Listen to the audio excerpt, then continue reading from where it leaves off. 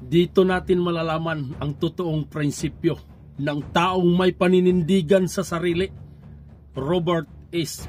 Bobby Bali-Bali Barbers. Congressman yan ng Surigao del Norte. Taga-amin yan.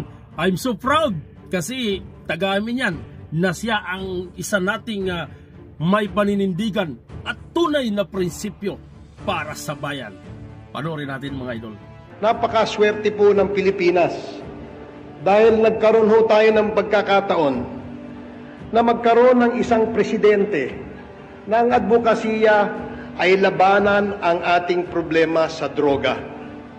Seen a lot of people, politicians, and people from the private sector who have always been announcing that ako ay kontra sa droga, ako ay kontra sa ganyan, but never na nagkaroon ho tayo ng isang leader na ipinakita ang kanyang leadership para labanan o mag-declare ng totoong gera sa droga. At walang iba ang pwedeng gumawa niyan kundi po si President Rodrigo Roa Duterte. Alam mo, sa isa inyo mga kabayan, parang wala talaga akong masasabi dito halos. Kasi sobrang hanga talaga ng sarili ko. Kaya isang palakpak muna para sa kay Bay.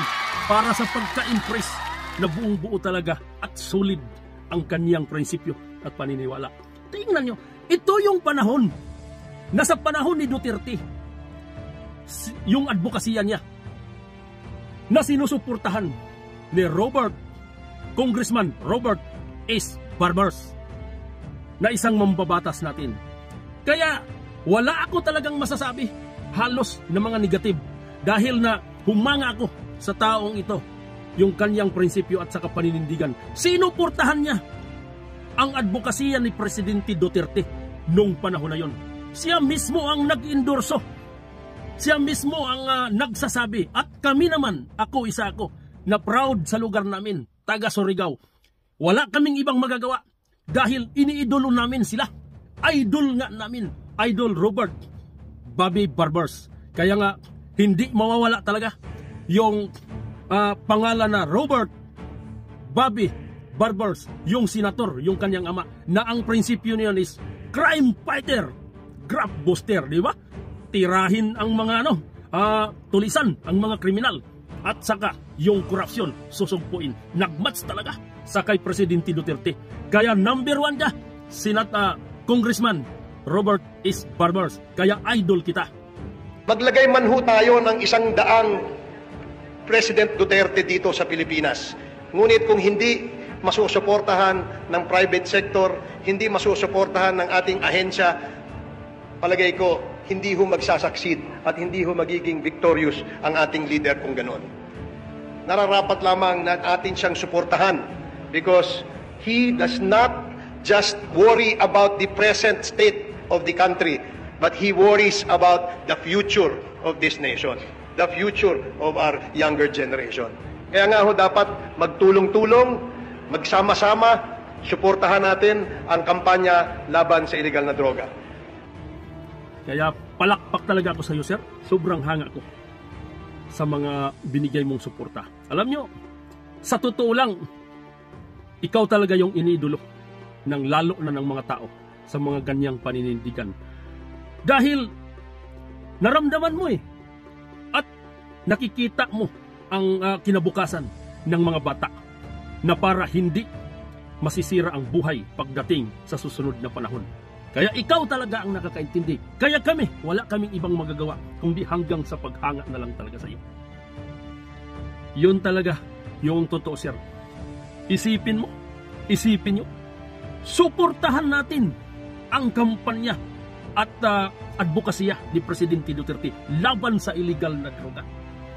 Pero minsan, dumating talaga ang punto na yung lahat ng mga tao na nirerespeto ka, talagang hindi talaga nag-alanganing susundan ka dahil nga sa pagka-idol ka, dahil nga sa nagustuhan yung prinsipyo mo.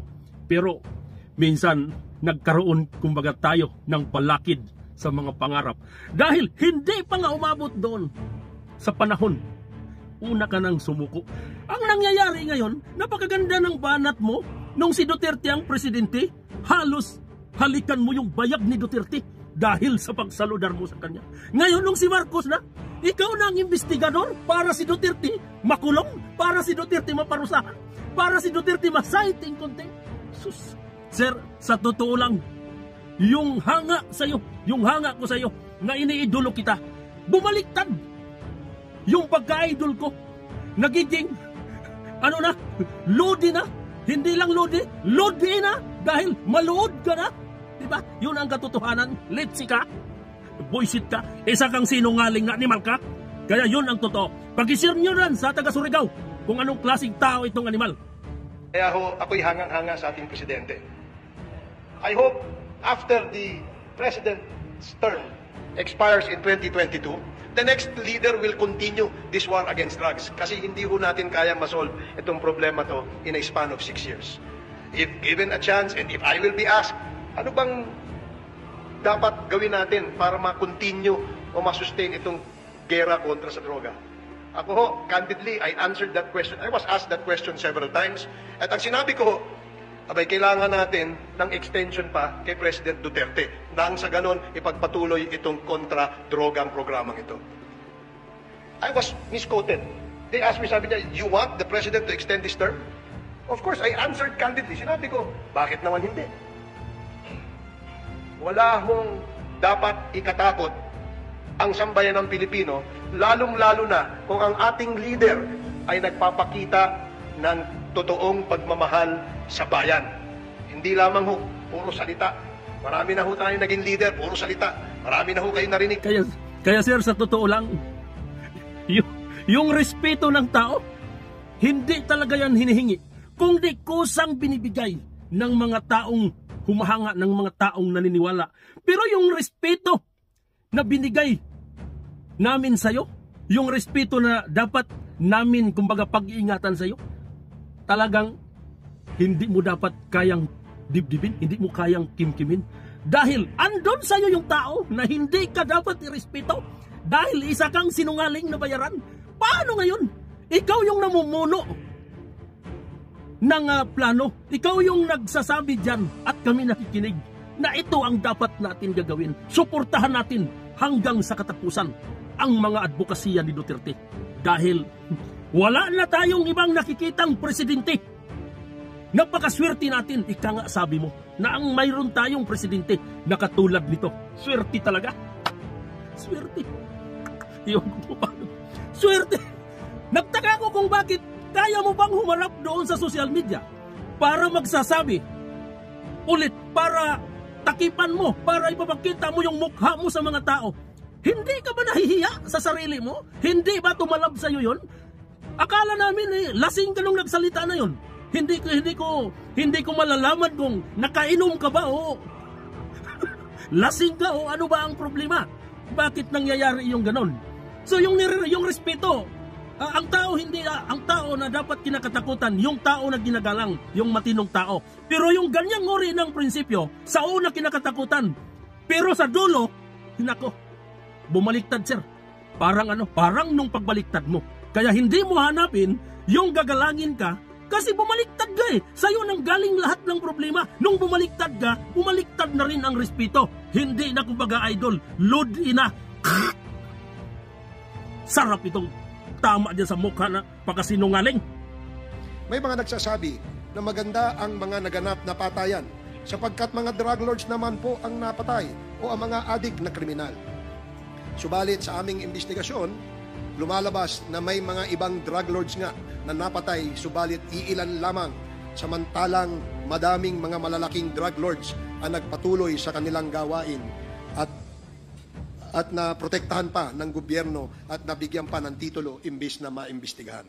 Libo-libo ang mga pinatay ng mga tricycle drivers, homeless na nasa kariton, construction workers, at mga ordinaryong tao na halos wala nang ang makain at walang laban, mga taong napagtripan na lamang. Ito ba ang mga drug lords? Pangkain nga, wala sila. Pangdroga pa kaya?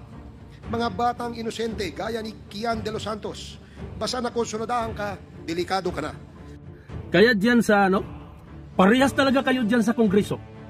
Yung isang sinungaling dyan na John Kwanggon, sino ba yun?